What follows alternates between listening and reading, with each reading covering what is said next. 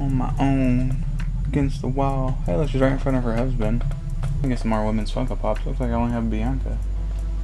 Definitely need Rhea and Liv. What is up, ladies and gentlemen, boys and girls, and welcome back to another video at Axe Entertainment. I'm your host, Zack Axe, bringing you my top 20 current female wrestlers in the WWE. Now, just like I said in the men's video, we're not going to include any NXT women in this video because I think they deserve their own list, we might just do a big all-inclusive NXT list. And as much as I would love to say, oh, we're not including tag teams in this video, there's no women's tag teams anyway. We actually did have this video recorded and done, but then they went and moved 3 of my favorite NXT women to the main roster, and I had to put them on this video, so we're going to redo it. And here you are, my top 20, I almost said 30. So here you are, my top 20 current women's wrestlers. We're going to start with 8 honorable mentions that did not make the list. So we have Nia Jax. I love Nia Jax. Honestly, nowadays I think she's getting a lot better, and I'm actually not as depressed when she appears on TV. We have Charlotte, whose talent I can definitely recognize, but personally I don't love her. We have Natalya, who's in the latter end of her career, but I definitely still like Natalya. I think she's a great wrestler. Alba Fire, who's not doing much. She's just in the Chelsea Green Secret Service. Zoe Stark, who is a great wrestler. I just think she needs some character work, and one day that she will be on top of the card. We have Raquel Rodriguez, who I can, see how talented she is. She's just, she's a big woman, so she's not necessarily the most agile in the ring. We also have, I almost said Karrion Kross. We also have Nikki Cross, who I've never really liked, honestly, until she is now with the Wyatt Six. I kind of enjoy her a lot more, but she's not wrestling, so I couldn't put her on this list. And then we have Ivy Nile, who definitely is a great wrestler. I think same thing. She doesn't really have a character, and she's really only there to be another member in American Made. Getting right into my top 20, it's kind of poetic that number 20 is who it is, because I'm going to have Candice LeRae here. And I say it's poetic because if you watch my men's version of this video, I had her husband Johnny Gargano at number 20 also. Now I have her at number 20 here mostly because of her work in NXT, because she hasn't done anything on the main roster.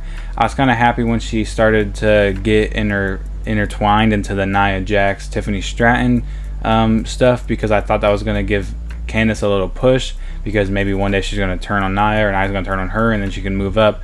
But she hasn't, and she's kind of not being used right now. She had great matches on NXT. She has some absolutely crazy moves, and even her gimmick is pretty good. I feel like everything that she has is great, and I think she just needs that push sooner or later. Right now she's kind of stuck in the tag division as DIY's manager, but I really just hope that they do something with Candice LeRae sometime soon. At number 9 we have Michin. Now Michin, honestly, I didn't really like when she was with the OC, because when she was Mia Yim I kind of liked her. I was like, okay, cool. And then she went with the OC, and then I really just didn't care anymore. After she broke out of the OC and started wrestling, like especially her feud with Chelsea Green, definitely sold me on Michin, because I did not realize how good she actually was in the ring until her feud with Chelsea Green. She's also great on the mic, which not a lot of people get to see because she doesn't get a lot of TV time, and right now she's stuck in a Go Nowhere tag team with BFAB. But she's great on the microphone, and the way she honestly talks also is just so cool to me. And then she has a gimmick of she has like the Damian Priest gimmick of just like this just badass from the streets that I absolutely love. And I think that one day, hopefully, I'm going to say this pretty much about every woman on this list, but hopefully one day Michin gets to move up the card, or even just win a US or Intercontinental Championship. At number 18 we have a lady that recently returned, in Kairi Sane. Now Kairi Sane would be higher on this list if she was more of a singles wrestler, but she hasn't been a singles wrestler in very long. When she was on NXT as the Pirate Princess, she was absolutely killing it, and she was having some of the best matches on NXT, of the women's division at that time, which is crazy because NXT's always had a great women's division. When she got thrown into Damage Control with Asuka and, Io and all them, it kind of just felt like we were diminishing her character, and she was going away from being a singles competitor. But now that she's back, I'm kind of excited because she seems like she's stepping away from the whole tag division, and she's going to go back to the Pirate Princess gimmick and get a singles push. She just beat Liv Morgan recently on Raw. She just had kind of a little interaction with Io Sky, which sucks. I don't want us to go back to this Io Sky Damage Control thing. I think Damage Control should just be done and let all the women from Damage Control kind of flourish on their own. I think Kairi Sane is an absolutely phenomenal wrestler, and I think one day she'll move up this list because she is finally getting some time to show what she's made of on her own. Now, if you know me in real life, you would think there's no way that this woman's going to be on this list, and that is Bayley. Now, at 17, I do have Bayley, and Bayley has been really ever since she came to the main roster, even when she was in NXT and she was the hugger, I couldn't stand that gimmick. I absolutely hated the hugger. I hated the wavy, waggable, arm flailing, inflatable tube men. I couldn't stand it.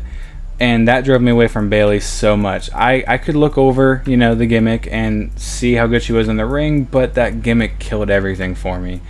When she turned heel, then I couldn't get over the gimmick, the fact that she was the hugger at one point.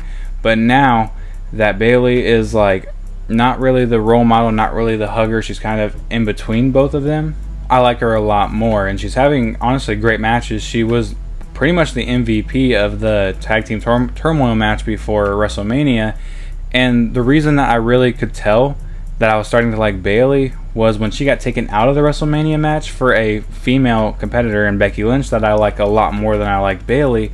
I was kind of upset, and I was like, why am I upset right now? I just like, why? It's because at the end of the day, I do like Bayley, and I do think she's a phenomenal women's wrestler. She's growing on me a lot, and honestly, I'm okay with Bayley now, and I'm excited to see her continue to move up this list. Number 16 at one time was one of my favorite women's wrestlers in the company, if not my favorite, and that is Asuka. Now, Asuka, kind of same thing I said about Kairi Sane. She was great. She was probably the best women's wrestler on the roster at the time when she had the undefeated streak coming up from NXT. She didn't even lose the NXT championship. She just vacated it so she could move up without taking a loss.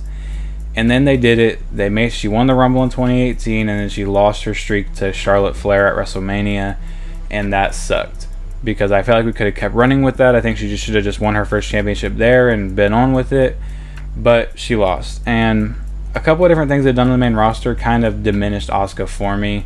We'll start with the Money in the Bank. She wins Money in the Bank in 2020, and instead of getting the chance to cash in, and I know why they did it, but instead of getting a chance to cash in, they had Becky Lynch just hand her the title because she was pregnant. Now, I get it. Becky Lynch wasn't going to wrestle a match. That's not what I'm saying should have happened. I think we should have just had some kind of, vacate the title and have some kind of different storyline besides just handing the title to Asuka and not giving her a chance to be Miss Money in the Bank. So I think they definitely ruined the Asuka character, and then they put her in Damage Control and back in the tag team division. That's where she's kind of been stuck ever since. Asuka is still a great wrestler. She's out with injury right now, but when she comes back, I hope, just like Kairi Sane, she gets a singles push because she is way too good to be stuck in the dead women's tag team division for so long. At number 15, we have Jade Cargill. Now, Jade Cargill is a woman that I have followed since AEW, and I thought she was always great. She was like the number one female on AEW for a while.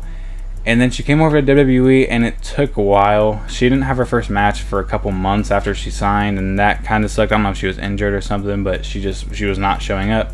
She comes out of the Rumble, and it's been a slow start. But now we're finally starting to see Jade come into her own, and she's starting to be a main event player on SmackDown. And I'm absolutely excited for it. I am here for it. She honestly had one of the best feuds of this year so far with Naomi and Bianca and the whole three-way deception that's been going on between those three, and I hope that feud continues because I feel like now that Bianca's coming back here soon, we're going to have more story to tell.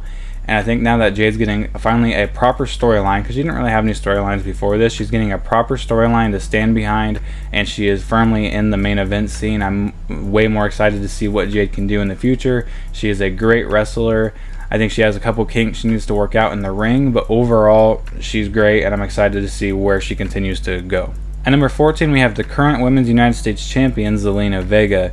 Now, Zelina Vega, for the longest time, I wanted her to win the main championship because she was kind of being teased as all these different... She was like that woman that just randomly gets a shot at the title, and I was hoping she won it. She didn't, but I think that right before that, when she finally started actually getting to be a full-time wrestler and she wasn't so much a manager, she started to actually show up and show out and show what she's made of, and she's been having great matches ever since. Besides, I think since she won the US title, she hasn't had the best matches because it's mostly been against Chelsea Green, but she's definitely still a great wrestler. She has these great lucha moves, I guess you could call them. No, ¿Sabes qué?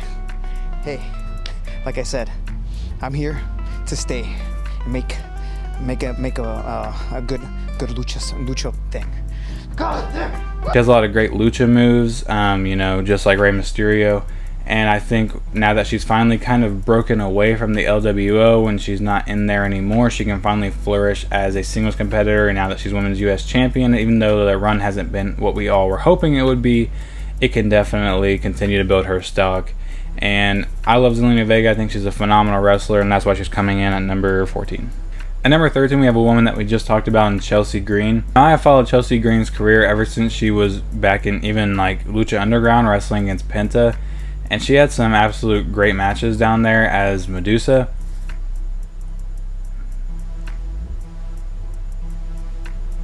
That wasn't her name.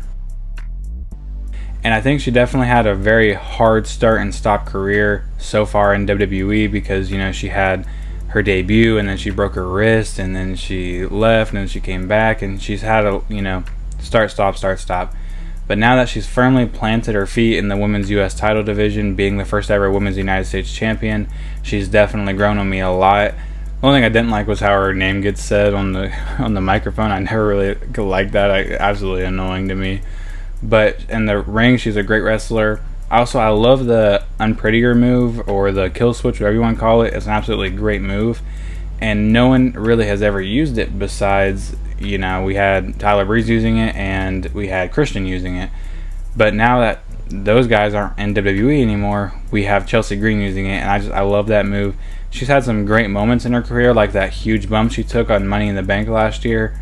And a lot of people wanted her to win Money in the Bank. I would have been completely okay if she did, but since she didn't, she did get to be the first ever Women's United States Champion, and hopefully we continue this run with Chelsea and she gets to continue to move up the card. At number 12, we have Naomi. Now, Naomi is one of those ladies that I didn't really care too much about when she was there because I couldn't get behind her gimmick. Her gimmick was cool, but it was like pandering to the Cheer the Babyfaces fans, you know. Cheer the Babyfaces, boo the heels. She was constantly pandering to them, and I could never really get behind that gimmick. Now that she has a new gimmick, and I always thought she was a great wrestler, though. She was always a great wrestler in the ring. Her gimmick just was terrible. Now she gets to put her great wrestling skills in the ring with this gimmick that she has that's a heel, and this is gonna open up so many more doors for Naomi. I believe I said it in Money in the Bank predictions, where with the Glow character she was, you know, she had a ceiling, but now she's able to break through the ceiling and she can go so many more places with this heel character. Hopefully she wins Money in the Bank coming up this Saturday, and she can continue to grow as a character and even a future champion, because I think this heel Naomi definitely needs a championship run sooner or later. At number 11, we have a recent NXT call-up in Julia. Now, Julia was held under high regards when she came to NXT, and I was super excited when she got there. And she definitely put on some great matches. But the reason she's so low on the list is because when she was in NXT, she had to take a long hiatus. Of course, she was injured and she had to leave. She dropped the title to Stephanie Valquer, and then she comes back and everyone's expecting her to just jump right back into the main picture in NXT, and she did, but with this new character of I need Roxanne Perez at all times. And I did not like her character constantly needing Roxanne Perez, because I think Julia is so badass she did not need any help. And now she's on the main roster and she's completely split up from Roxanne Perez, and it looks like, just from some of the vignettes and stuff we're seeing, she's going to go back to being a face, which I like Julia as a face more than I like her as a heel so far from what I've seen in NXT and WWE. So hopefully she does go back to being a face, and I think Julia definitely has plenty of room to move up on this list as she continues to progress in the WWE system, and I'm super excited to see what she gets to do over there on SmackDown. At number 10, just cracking the top 10, we have another woman that I just talked about, and Roxanne Perez.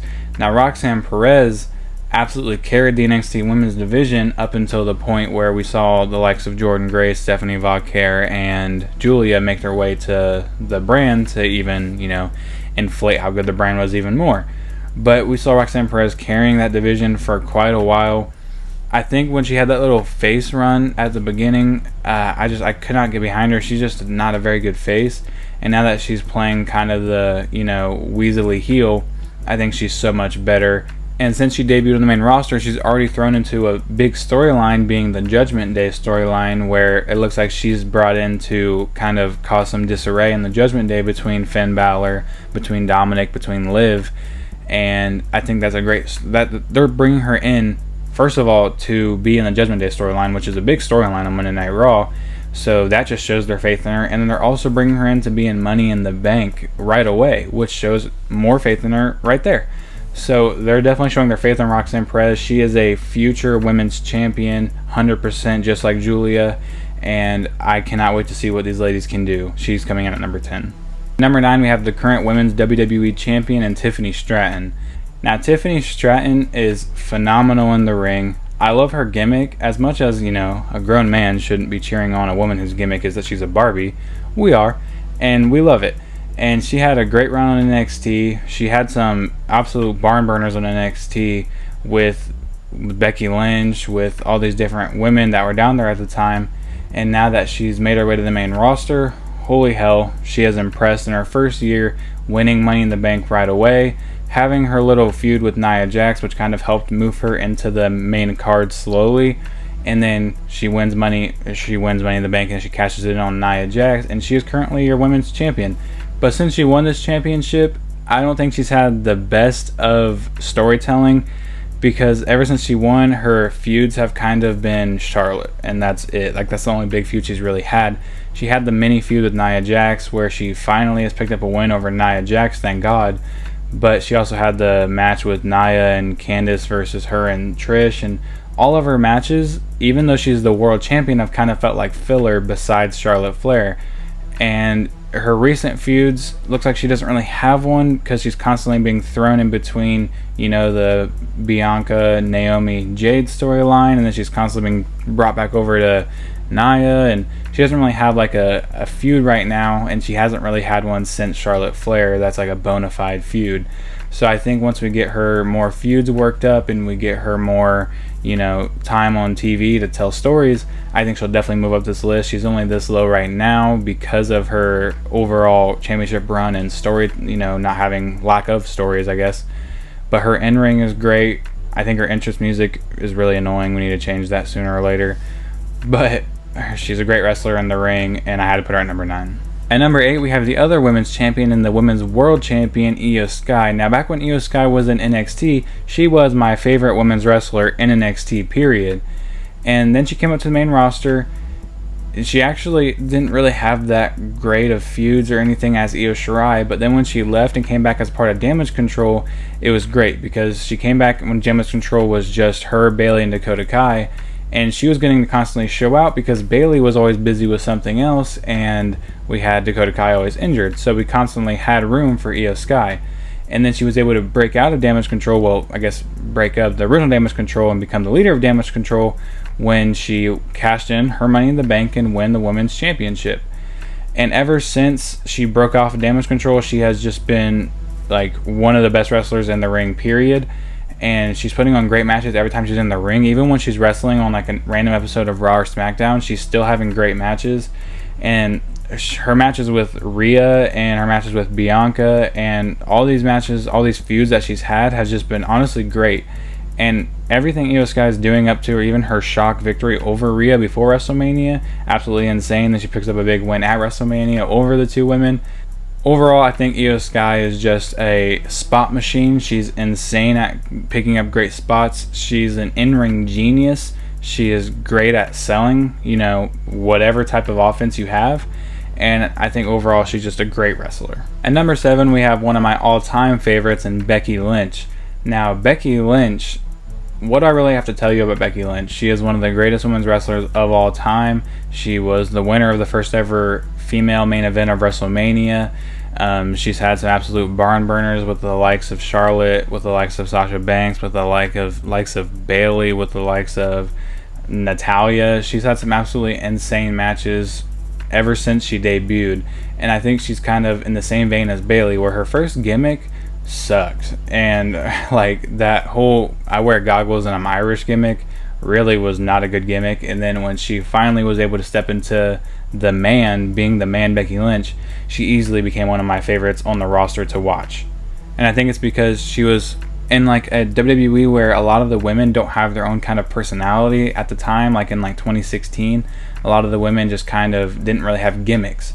We had a woman with a gimmick, and that was Becky Lynch as the man, and she was just a badass, and it was absolutely insane to watch her progression from, you know, the happy-go-lucky little Irish girl into the man, and it was absolutely amazing. And ever since, she has just put on bangers, and she's been consistently one of the best women's wrestlers in the ring, no matter who she's wrestling nowadays, whether it's Rhea or whether it's Lyra Valkyria, which the feud with Lyra Valkyria right now is raising her stocks even more, which you wouldn't think is possible with someone as good as Becky Lynch, but her stocks are being raised by Lyra Valkyria in this feud because she gets to unleash this new character of Becky Hogan, I guess you could call this new character. And they're absolutely doing a great job with showing Becky ever since she came back after she had the little break, because she stole the spot from Bayley, and then that was worked into her gimmick. At this point, you'd think she's starting to, you know, get to where she's becoming one of the veterans of the locker room, and she's kind of not the one that's going to be at the top of the card, but she is, because she's still putting on great matches. She's still a great wrestler in the ring. She's one of the best women on the microphone, period, and she's just all around one of the best women's wrestlers of all time. At number 7, we have a woman that is currently out with injury, but we do have Bianca Belair. Now, Bianca Belair, easily one of the best women's wrestlers on the roster. Her like raw strength mixed with her like agility is absolutely amazing. It makes for great TV. She is great in the ring. There's not really an aspect in the ring that she's bad at. The only thing I don't really like about her in the ring is the punches into the moonsault. Happens every match, but I guess it's just one of those tropes in wrestling because it's still a cool move every time it happens. And just like Io Sky, she's great at having huge spots. She's great at, you know, really everything in the ring. Her mic skills are very good also. And then she has the, you know, persona that can allow for, you know, young ladies around the world to get behind her. And then she also is so good in the ring that all the other people in the world also like her too. So she's just all around a phenomenal wrestler. And she, like I said with Becky, one of the greatest of all time, period. Even though she's a little bit newer, she's still, like I said, one of the best of all time. She's had great accomplishments up to this point. She won a Royal Rumble. She's main evented WrestleMania. She's had great matches. She's been tag team champion. And when she comes back, I'm really excited to see the feud continue between her, Naomi, and Jade. Cracking my top 5 is Liv Morgan. Now, Liv Morgan is the woman that, besides like Rhea Ripley, was carrying the women's division for the longest time recently. Now, Liv Morgan, when she was in the Riot Squad, I didn't care. And then when she broke out of the Riot Squad and actually beat Ronda Rousey and started to get a little bit of a push, I was really excited because I started to actually enjoy watching her on TV. And ever since she got the kind of revenge tour gimmick, she has been absolutely insane. And ever since she honestly stole Dominic Mysterio, she's been absolutely insane. Which, even disregarding that stuff, her in-the-ring work has been great. Her matches with Rhea Ripley was absolutely great. She even pulled a great match out of Nia Jax when she first came back, which is not something a lot of people can say they did. It wasn't the best match, but it was a good match. Liv Morgan's character also, her work as a character is absolutely great. She's another great female talker on the microphone. She very rarely messes up, even though her laugh can get a little bit annoying. Overall in the ring, she's absolutely insane on the mic. She's very good. She has a very good theme song too.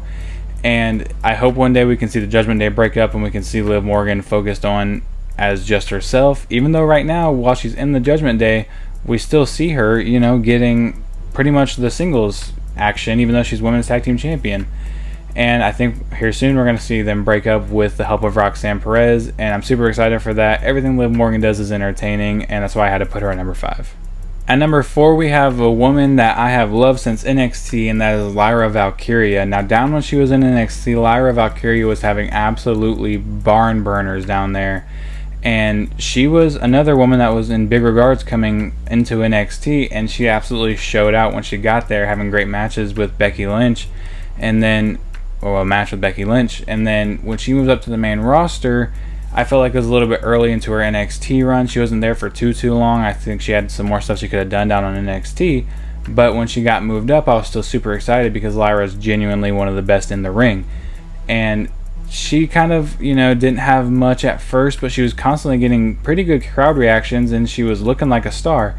and then she got given the Women's Intercontinental Championship, and since then her stocks have rised so much. At first, it was kind of like she was just defending the title every week against the Ivy Nile or against, somebody along those lines, or a Dakota Kai. But now that she has this feud with Becky Lynch, her stocks have risen so much. I've always loved Lyra in the ring, but now that she's had this feud with Becky, her mic skills are able to flourish, and her personality is able to come out, and every characteristic about Lyra is able to flourish now that she is actually able to, show what she's made of, instead of constantly just being given a throwaway match on Raw. She's constantly there, she's constantly putting in the work, she's constantly having great matches, and now that she's, like I said, has some character work being developed with her matches with Becky Lynch, I think that here soon, Lyra Valkyria will move up to be a future Women's World Champion. Now getting into my top 3, at number 3 we have La Primera Stephanie Vaquer. Now, if you watch my NXT Battleground review, or if you watch any of my weekly awards, you will see me glazing Stephanie Vaquer 24/7, because she is amazing in the ring. And there's not a lot of females, I'd say, like outside of Zelina Vega in the WWE, that have kind of the luchador style. And she has the luchador style, but she also mixes in some, great technician. She mixes in some great powerhouse moves. And she's just an all-rounder. She can get a crowd of, there's not that many people in the NXT crowd, and she would get them to have an amazing pop, a louder pop than we'll see from most of the main roster people. Her entrance theme is absolutely insane. Her gimmick is great. Her dark and moody presentation is absolutely amazing. Everything about Stephanie Vaquer is great. Now, she just technically debuted on the main roster as a member of the roster last night after losing the NXT Women's Championship, and she had a great match right away with Ivy and Liv. But her matches on NXT with Jada Parker, with, Julia, with even JC Jane, her matches have been great on NXT, and she's shown what she's made of early, and that's why I think WWE is so faithful in her, and they're bringing her up, and they have so much faith in her that they can just put her in Money in the Bank right away, and they're trusting her to pull double duty on Saturday. So she's going to start at Worlds Collide, and then she's going on to Money in the Bank to be in the ladder match.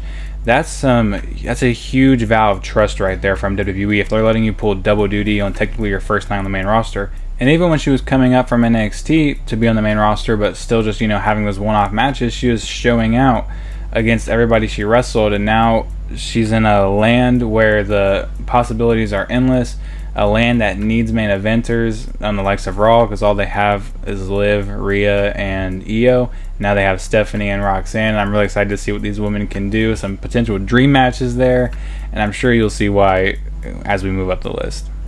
At number 2, we have a woman that is absolutely an all-rounder, an all-time legend, and Alexa Bliss. Now, Alexa Bliss was my favorite female wrestler up until 2020. And that's just because she was constantly having great matches. She had the catchy theme song, she had the great gimmick of, what was that? What was her gimmick called? It had a name. She was like the mean cheerleader, kind of, was like her gimmick at first, and then she kind of just moved into the mean girl, and she was having great matches when SmackDown was kind of at a low point. She was having great matches with, Becky and everybody over there. I keep forgetting whenever I go to give examples of people. I keep forgetting everybody I wanted to say. Nonetheless, she was having great matches. She has a great moveset. She's a great ring general. She can control the ring so well, and she controls matches so well, and her pacing is absolutely great. She's had some whack storyline since coming up. Personally, not a huge fan of the stuff that she was doing with Bray Wyatt, but that's simply that's just something I didn't fully enjoy. It was still compelling TV, but I just didn't fully enjoy it as much as I did when she was, herself. And now that she's came back, she kind of blended the gimmicks together ever since she came back at the Rumble, where now she's still got some of that Wyatt, 6 energy, but she's also got her old gimmick also in there intertwined, and I think this is the gimmick I really like. At this point, I don't know if I want her to be in the Wyatt 6. I think she would just be great to be by herself right now and continue a singles run. But if she didn't have that kind of gray spot where she wasn't here for a while because she had a kid, I'm not taking any fault on her, but that's kind of why she fell off as my favorite, just because she wasn't there for so long. But up until then, she was my favorite. Now that she's back, she's one of my favorites, like always, and I love Alexa Bliss. But at number 1, of course, we have my favorite women's wrestler in the company right now, and Rhea Ripley. Now, Rhea Ripley, when she was in NXT, was great.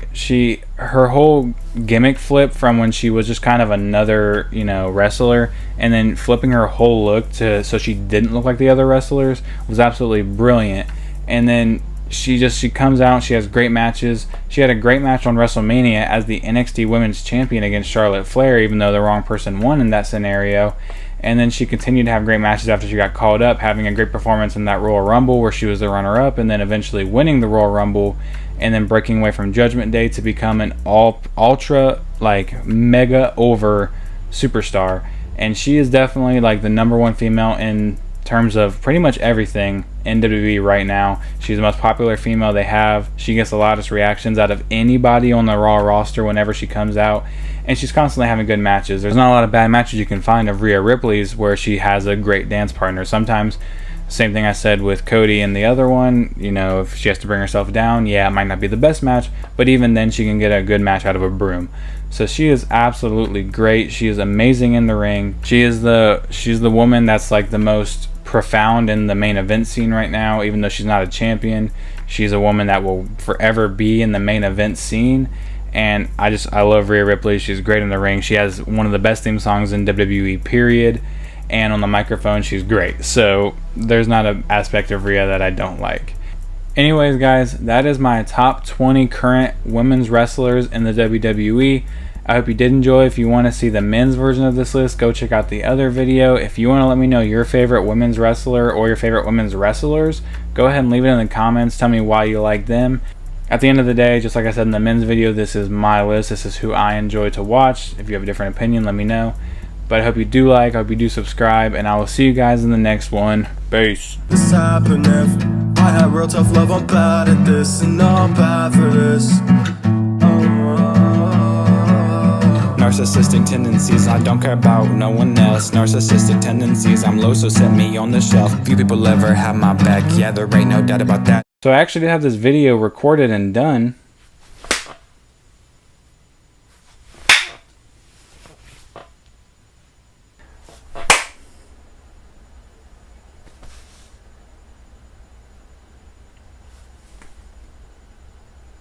Now, bro, I'm gonna kill this thing sooner or later. I don't know if you guys can even see it or not. It's really bugging me.